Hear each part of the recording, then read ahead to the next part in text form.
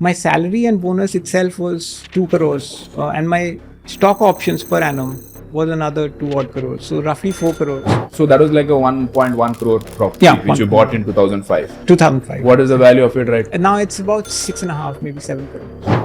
I think this was like the most powerful business card I've ever used. Can I exchange lives with you? You make the YouTube videos, I'll live your life. It's just not important to live well, it's also important to die well. But Pali Hill is like where Shah Rukh Khan stays close by. That's हाँ, बस थोड़ा आसपास.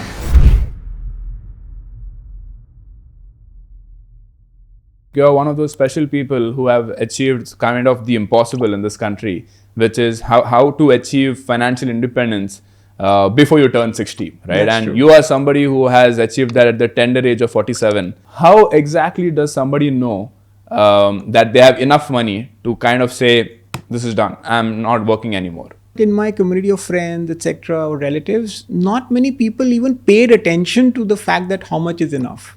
Because it is a scary question. Most people I ask is like nothing less than 100 crores. Nothing less. Now, let's take that question of nothing less than 100 crores.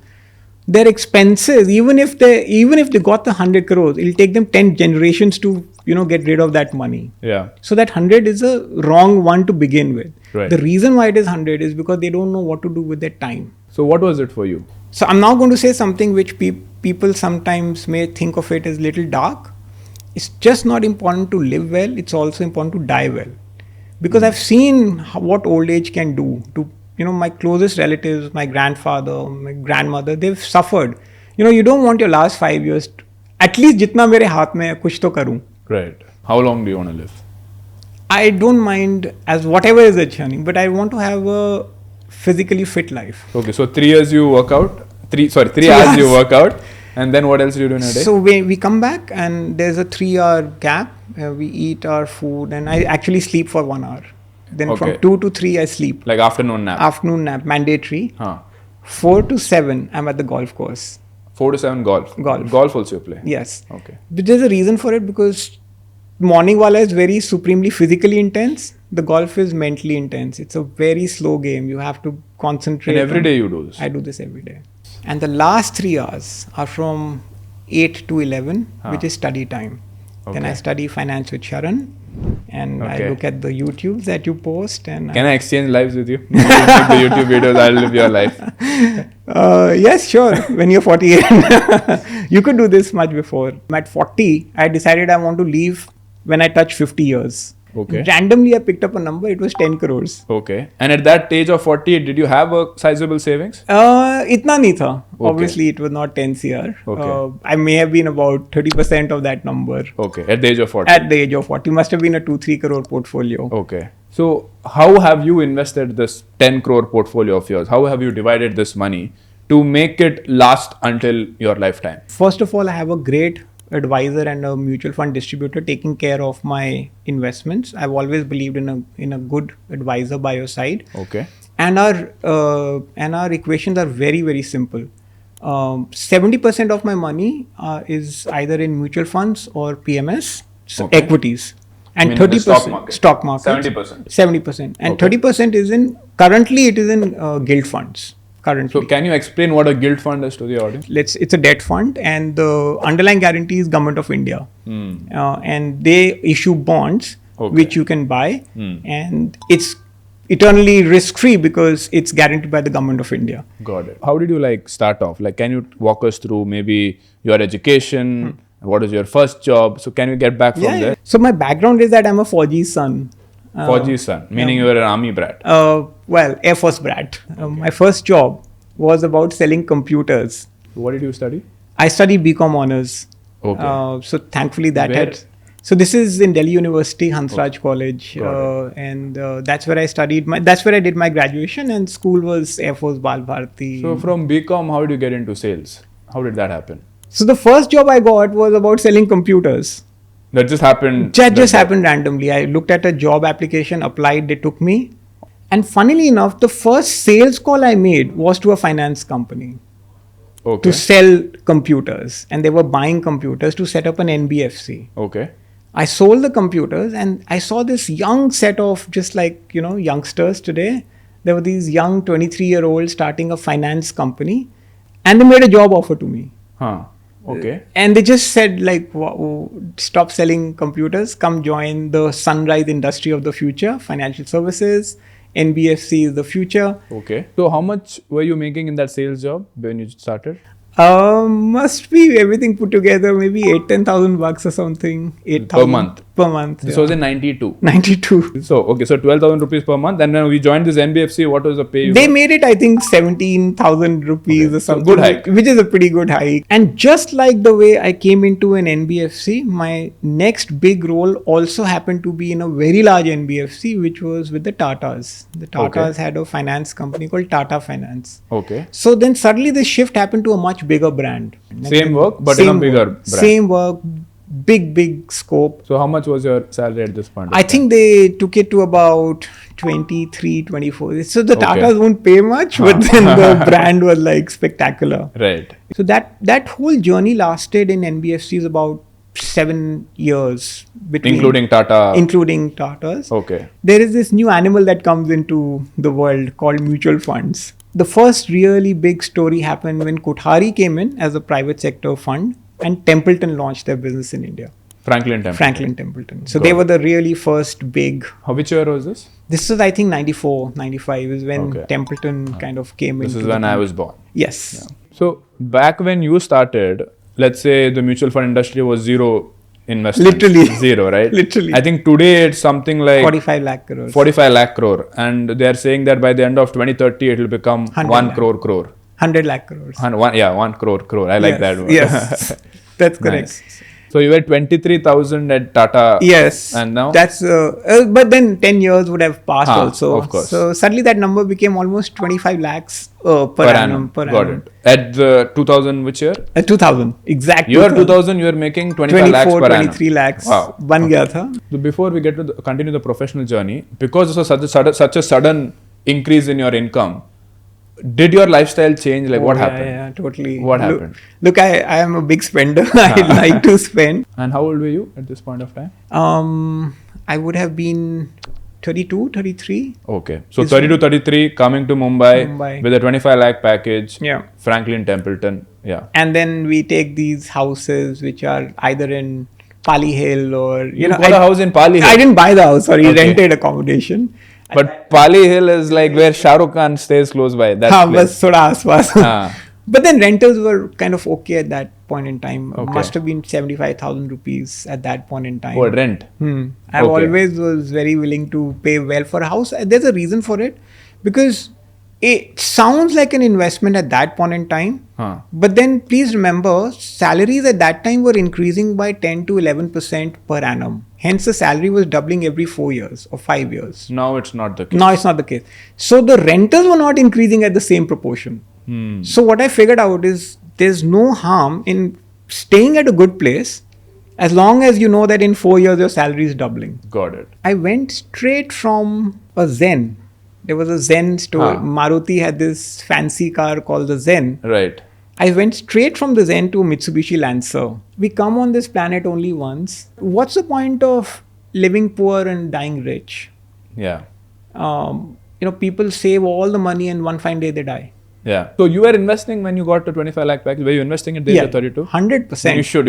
I was in the mutual fund industry. Exactly. I was very lucky. And I always had a MFD, mutual fund distributor by my side. So yeah, so this was 7 or 8 years in Templeton. I Okay. also, within those 8 years, there was a 3-year stint in Singapore. It allowed me to buy a house then in Delhi. Oh, okay, By this time, I had saved. So your current house is what you bought? I bought a house. Okay. So that was like a 1.1 crore property Yeah, which you 1.1. bought in 2005. 2005. What is the value of it right now? And now it's about 6.5, maybe 7 crores. Wow. So it's appreciated well. So, but this is not a part of your 10 crore plus portfolio. I That is never separate. ever count real estate ever as part of. Your net worth. Never. It's like a lifestyle expenditure. It is a lifestyle expenditure, and I'm not going to sell it. Like Yeah. it's not something that I plan to sell. Yeah. Like Because if you don't sell it, it cannot be an investment. exactly. So you were in Singapore, and then what happened? Did you not feel like, let me just stay here, like quality of life is better, why come back to India? What was your thought process back then? I think what the really exciting story about India is its chaos and thriving chaos. It's like to do business in India means you will get the best and the worst of everything. Yeah. You have to use your mental facilities. You have to be intelligent. You have to be smart. You've got to be very creative. And you're thinking all the time of how to build your business. In Singapore, it's all done. मेरे को दिमाग लगाने की ज़रूरत ही नहीं थी. The mutual fund industry was reasonably well established. Rules were set. Regulations were there. So basically, it was not very difficult to do your job. No. You just had to show up there and like, done. Sign this it. paper, done. And we came back at the peak of the markets. This is 2007. Okay. And suddenly out of the blue, there's this news that Goldman Sachs mutual fund is starting shop. Is starting shop. Okay. Is starting shop. And this is like the mother of all names in the world. Yeah. They are completely like the gold standard. The gold standard of.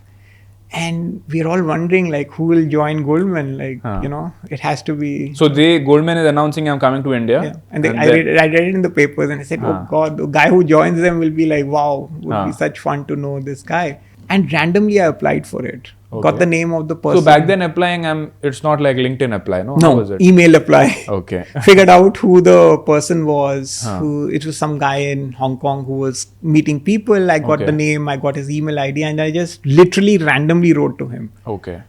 The good news was that I was still in Templeton. Templeton being US and Goldman being US, at least they could correlate. Okay. Yeah. So I gave him a bit of a description and I said, it'll be, I left it there. Let's meet or whatever, speak. By the end of the 20th interview, I got a sense that they may be keen to make an offer, and they did.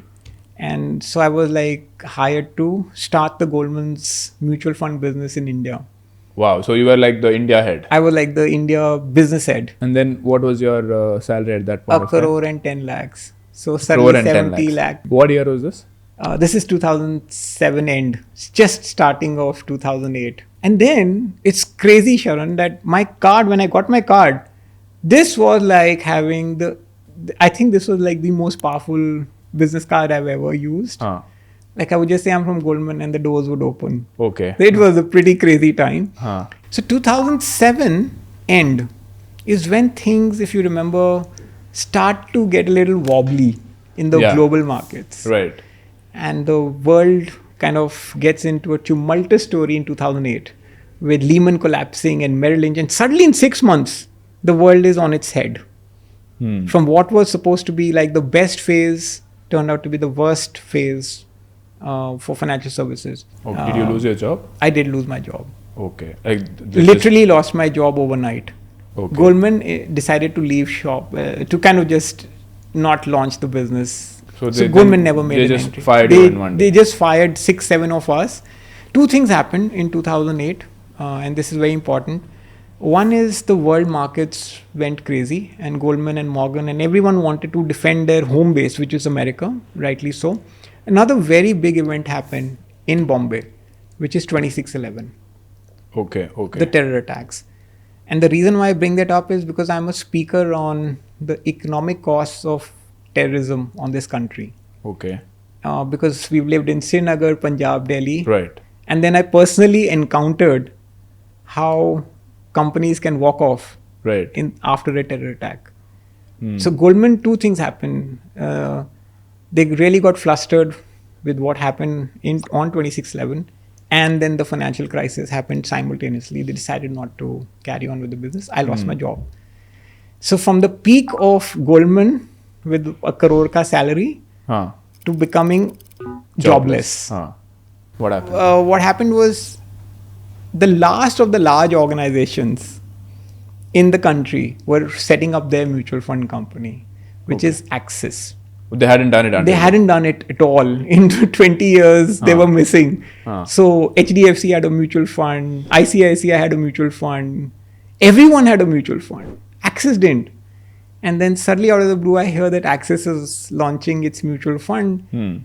And that's when I said, okay, I have to give this a serious shot. I know what came over me and I said, okay, let me put together a 7-year business plan, like a physical business plan. I'll put together something. I think that effort really helped because it was a 3-day intense, I really put my head down and worked on it. And I showed it to him. He liked it. And because you got him. He's a great guy. And 4-5 days later, he called me in the evening and he said, Karan, why don't you join us? Nice. So for me, that was like the most I think that was like the most beautiful part of my corporate journey, because sometimes -2 is equal to +1. What does that mean? That means you could lose 2 steps back, but perhaps God has something bigger for you. I never realized that after losing my job at Goldman, I'll get something as big as Axis, which actually helped me retire. Oh wow! Like what is so special in Axis's compensation? My salary and bonus itself was 2 crores, Okay. and my stock options per annum was another 2 odd crores. So roughly Okay. 4 crores is the Okay. peak money that was starting. How does somebody leave that? Like, I don't understand. By realizing that that's not who I am. So that journey of the last 8-10 years in Axis has been, it was most fulfilling. It gave me, it gave me a canvas, it gave me money, it gave me fame, it gave me liberty to think. And then I said, what more do I want in life?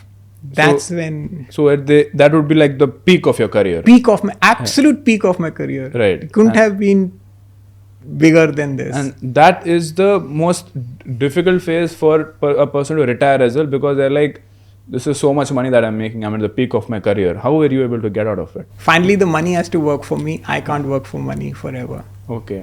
The money has to work for me. So workouts were integral part of my life. That's how I figured out that I was not born on this planet to work. I was born because to play. exercising and working out gave you more life satisfaction than making more money. So I was willing to give the money up. So that's how it is. So as a closing thought, what would you like to tell our audience? Like, we've learned about your story. You're living like kind of like the dream life that everybody thinks is going to happen to them, but they don't know the path.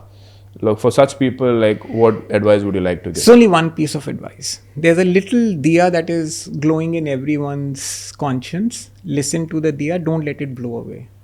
Listen to the inner conscience that's telling you what to do. Your inner compass will always guide you. And I'm not saying that work is bad.